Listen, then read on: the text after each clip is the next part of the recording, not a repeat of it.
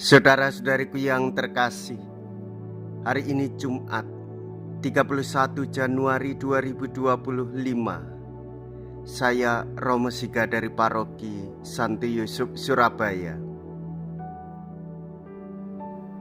Dalam nama Bapa dan Putra dan Roh Kudus, amin.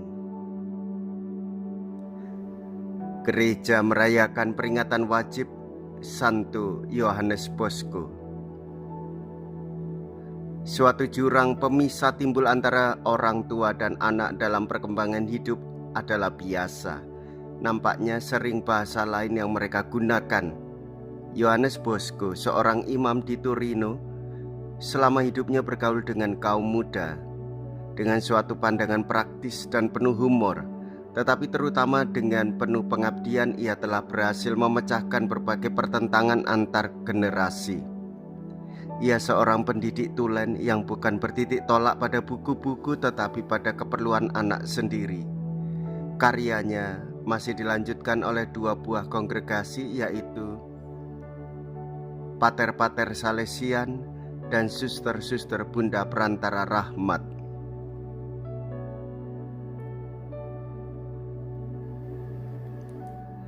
Kerajaan surga seumpama orang yang menabur benih. Benih itu tumbuh, namun orang itu tidak tahu. Mea culpa, mea culpa, mea maxima culpa.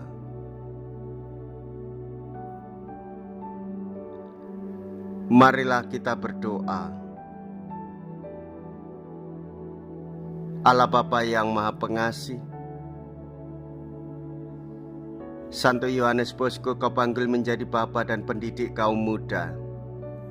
Nyalakanlah dalam hati kami api cinta kasih-Mu, sehingga kami pun selalu mengabdi-Mu tanpa pamrih dan ikut serta mengusahakan keselamatan sesama.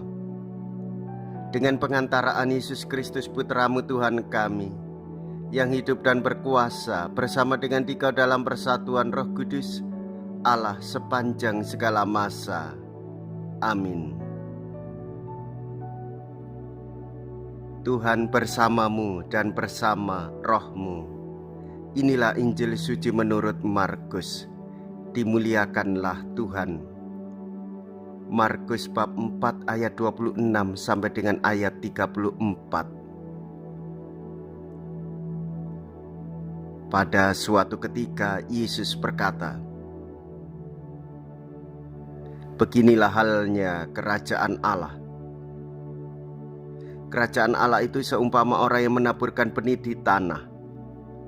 Malam hari ia tidur, siang hari ia bangun, dan benih itu mengeluarkan tunas, dan tunas itu makin tinggi. Bagaimana terjadinya? Orang itu tidak tahu.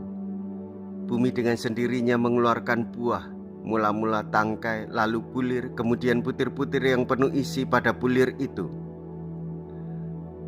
Apabila buah itu sudah cukup masak, orang itu segera menyabit, sebab musim menuai sudah tiba." Yesus berkata lagi, "Dengan apa hendak kita bandingkan kerajaan Allah itu?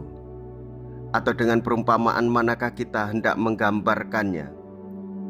Hal kerajaan itu seumpama biji sesawi yang ditaburkan di tanah. Memang biji itu yang paling kecil daripada segala jenis benih yang ada di bumi. Tetapi apabila ditaburkan, ia tumbuh dan menjadi besar daripada segala sayuran yang lain, dan mengeluarkan cabang-cabang yang besar, sehingga burung-burung di udara dapat bersarang dalam rimbunannya."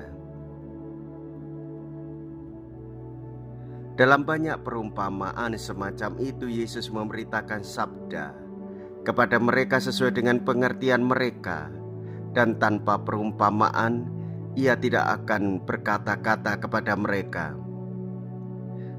Tetapi kepada murid-muridnya ia menguraikan segala sesuatu secara tersendiri. Demikianlah sabda Tuhan. Terpujilah Kristus.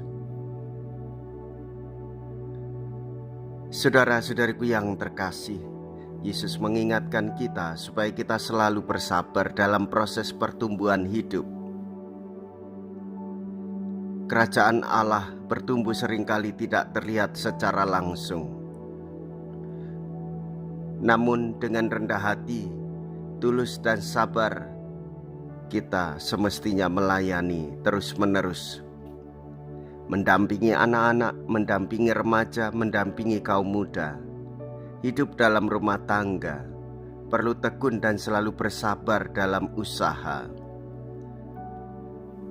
Sebab setiap usaha tiada akan pernah mengkhianati hasilnya. Jikalau kita berani hidup menderita dalam Yesus, maka kita pun akan dipermuliakan di dalam Kristus. Terpujilah nama Yesus, Bunda Maria dan Santo Yosef untuk selama-lamanya. Marilah kita berdoa. Allah Bapa yang Maha Kuasa, semoga berkat santapan suci yang kami sambut serta teladan hidup Santo Yohanes Bosco, kami benar-benar memancarkan perhatian dan cinta kasih-Mu terhadap kaum muda khususnya, serta umat-Mu pada umumnya. Dengan pengantaraan Kristus Tuhan kami. Amin. Tuhan beserta kita, sekarang dan selama-lamanya. Semoga Allah yang Maha Kuasa memberkati saudara sekalian, Bapa dan Putra dan Roh Kudus. Amin.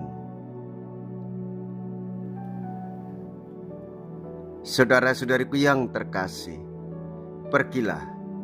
Ibadah sabda sudah selesai. Syukur kepada Allah.